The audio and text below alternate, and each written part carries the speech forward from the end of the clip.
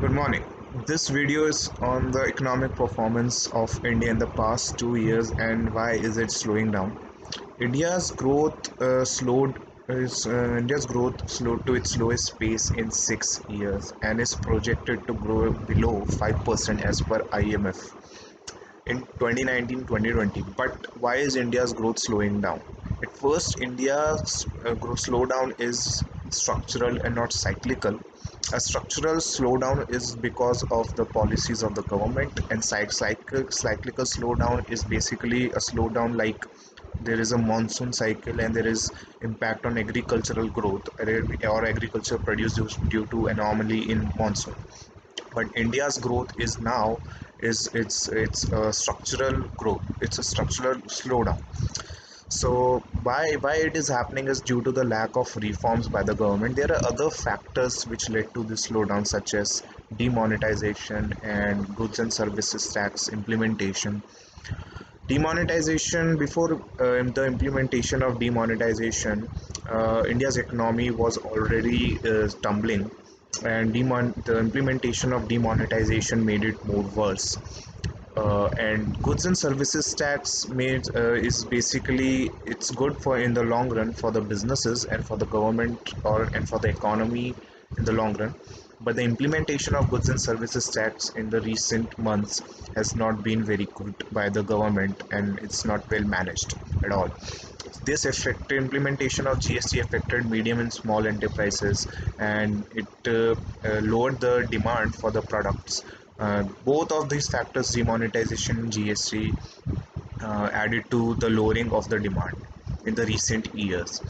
In the starting of the NDA government, the the fall in the oil prices, international oil prices, from 110 per barrel to $60 per barrel, boosted the India's economy. But what is happening now is there are multiple factors that is leading to the India's slowdown. One of the reasons, another main reason is for India's slowdown is NPAs, which is very serious in India, and non-performing assets which are increasing at a very faster rate. But why is that increased in the recent years? The first reason is the private banks and the public banks lended money to the infrastructure companies which construct bridges and roads.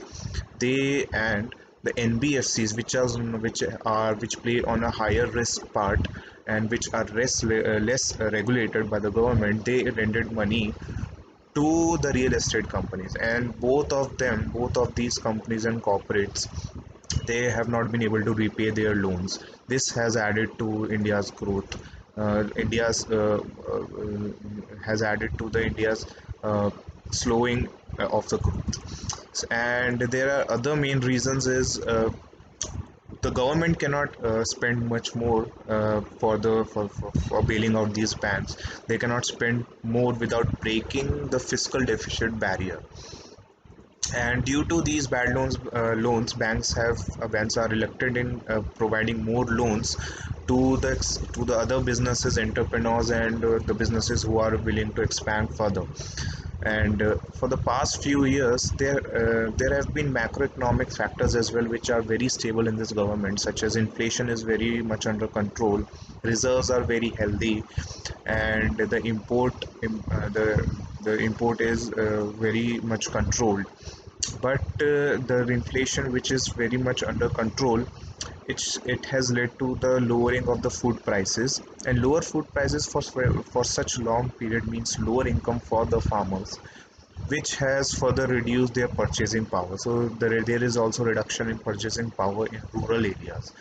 And but we can say that another reason for the lower growth is the global trade war. Global trade war has hit India's exports significantly to minus 1% growth rate from 9%, which was 2 years back, which was also considered very low, and hence added to the trade deficit of India. But the macroeconomic factors have led to the balance has has no, it, this has not led to the balance of payment crisis. So there is no balance of payment crisis in India right now, and all these factors has led to the low production and output. This has led to low income and resulted in less demand and also resulted in unemployment. And low government revenue has there is very low government revenue. The direct taxes are very low at present, which is also at 0% right now, and the indirect taxes, which is through GST, is only marginally above 0%, which is almost 1%. So there has been the growth in tax revenue has also been extremely low, and so this will further affect the social expenditure by the government, which is the social welfare programs. And this has also affected the automobile sector. Consumer good productions has growth rate has also slowed down to almost 1% right now, which is also extremely low. So now the solution to this economic slowdown is fiscal reforms and stimulate demand side of this of the economy rather than focusing on the supply side. RBI in the recent days has cut interest rate. This will make loans cheaper and help in investment further. The sector which is not affected by these any factors is government employees, and government should do something to increase their incentives so that it increases their purchasing power and hence the consumption power of these. This will help in liquidity of the money. And government should also promote import substitution. They should buy products directly from farmers so they can have maximum income. There should be fixed rates for people from all income brackets and not fluctuating.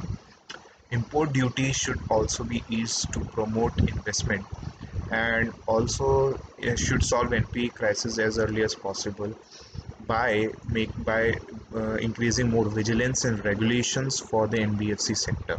Government should also simplify labor laws, which are very stringent in India, which because of which many of the foreign investors are reluctant to invest in India.